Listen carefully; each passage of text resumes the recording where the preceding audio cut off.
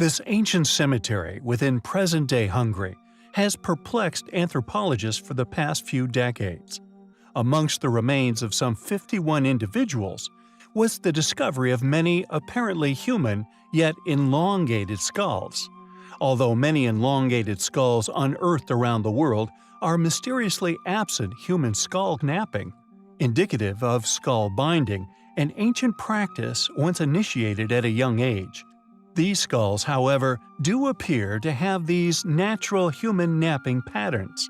Yet the mystery of their origins, even after DNA sequencing, has merely deepened. Individuals including adult males, females, and children had, quote, artificially deformed skulls with depressions shaped by bandage wrappings, end quote, making this place one of the largest concentrations of this cultural phenomenon ever found in Europe. Curiously, the strontium isotope ratios here are significantly more variable than those of other remains, including animal and prehistoric burials, which have since been uncovered in the same geographic region. This indicating that these mysterious people lived elsewhere during their childhood, yet where they originally came from remains a complete mystery. Furthermore, carbon and nitrogen isotope data attest to remarkable contributions of millet in their diet. Although all the remains have now been dismissed as human, intriguingly, some photographic studies of certain remains of particular interest are yet to be publicly disclosed. If human origins indeed be the case, it still does not answer the question as to where this ritual originated from, or why it seemingly permeated many of the world's countries, such as Germany, Malta, Russia, Hungary, along with many others. Were these ancient people trying to emulate a now lost civilization?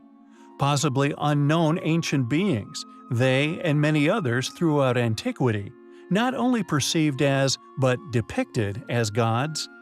Additionally, why are there so many mysteries surrounding this practice? Why is there such mystery surrounding the crystal skulls? And why are so many skulls we have personally examined seemingly absent normal human growth patterns? Were ancient aliens possibly found amongst these individuals within Hungary? We find the ongoing discovery highly compelling. We recently discussed a curious find discovered within the tundras of Antarctica, an enigmatic anomaly seemingly sliding to a halt on the ice caps of the South Pole. We noticed the inaccessibility of the landmass, now permanently encased in over 2 miles of ice, capable of challenging the most experienced adventurer. It is a place little explored, yet regardless of this inhospitality, if it could be proven to possess any trace or series of ancient ruins, then it would prove beyond doubt that our continued posit that there exists a paradigm within historic academia, and that there is indeed a huge chapter of our history now lost, the knowledge of our origins, and these said paradigms would be proven as incorrect. For if there exists a now lost ancient civilization frozen and preserved beneath these ice caps, not only would their age be enormous, but their ruins a true testament to their capabilities. There are many ancient ruins here on our Earth, which we believe are undoubtedly older than we are now told. The Great Pyramids, the gigantic megaliths found at Baalbek in Jordan, Yangshan Quarry in China, all these ruins, and many more, could be far older than we are currently being taught, and their erosion-resistant characteristics will indeed ensure their existence far into the future. Many internet sleuths trawl pictures of not only Antarctica, but the reels of photos sent back by the Mars rovers, searching for ancient signs of life. And although many of the claimed ruins in Antarctica remain sketchy and little photographed, the next item of interest we find incredibly curious, and one of the driving reasons for this is due to these possible ruin similarities to one of the most impenetrable of them all, the fortress of Sacsayhuaman. However, what makes this image of a possible outer wall truly special is its possible scale.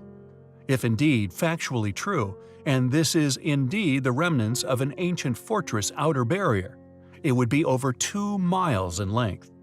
With the continent of Antarctica being a frozen tundra for over 20 million years, if these claimed ruins turned out to indeed be of artificial origins, it would undoubtedly force the age of man back by many millions of years. We hope more is done to explore the true nature of this curious feature.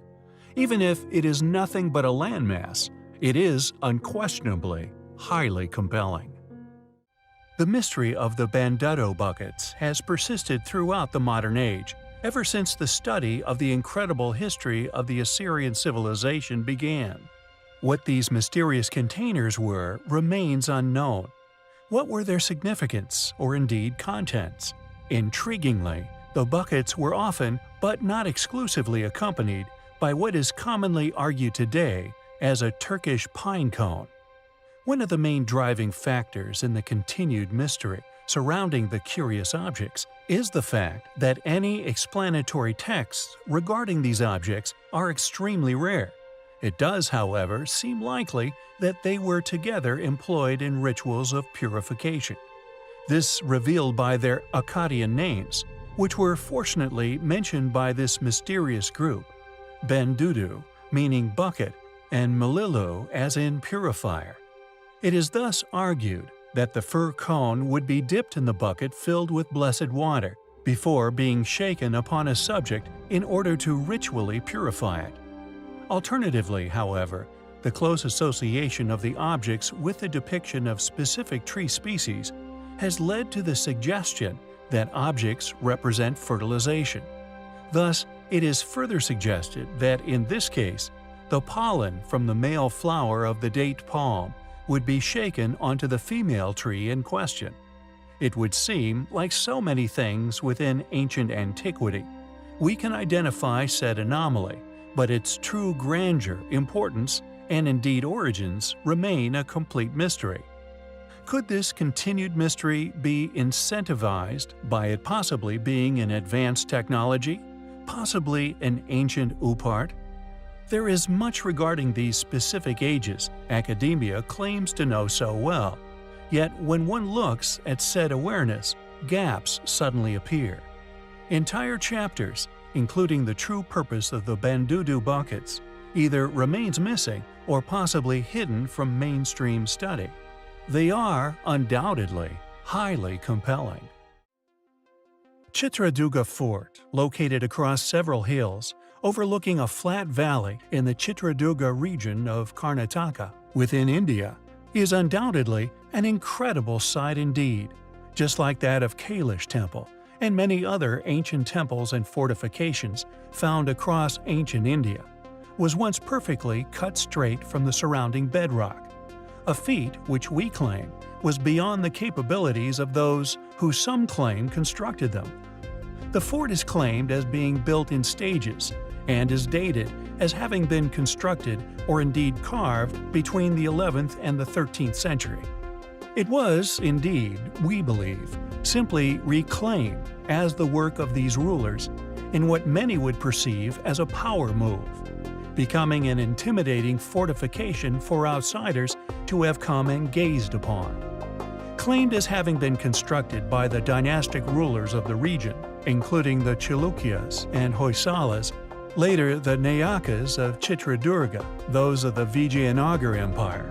Corroborating this is the lack of utilization of the tremendous effort the fort would have been to construct, and that the fort, like so many other inexplicable ancient sites, was easily overcome in 1779 by Hyder Ali at Chitradurga, then later by British forces. The fort's name, Chitra Kaldurga, which means picturesque fort in Kannada, is also now the namesake of the town Chitradurga. Enormous boulders are incorporated into the ancient walls, with near polygonal masonry constructed around them. Built upon and into solid bedrock, one would have presumed that whoever built it would have been considerably difficult to have budged, even with incredible amounts of cannon fire. Yet those who claim to have built it were seemingly quickly invaded and overcome.